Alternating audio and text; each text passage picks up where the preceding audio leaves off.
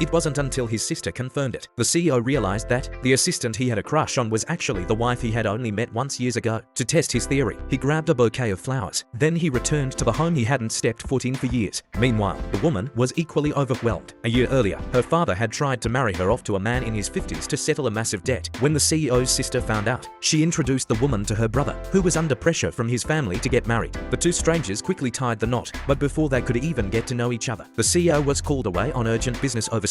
He left her with a house and a bank card, and they didn't see each other again. 3 years later, the woman was working at a private hospital when the CEO returned to the country. On his first day, he walked in just as she was dealing with an aggressive patient. He stepped in and helped her resolve the situation. As the new CEO, he needed to hire an assistant. The woman and a scheming colleague were both candidates. Right off the bat, the colleague flaunted her connections, mentioning that her father was the hospital's vice president. But the CEO hated people who relied on nepotism, so he naturally chose the woman as his assistant.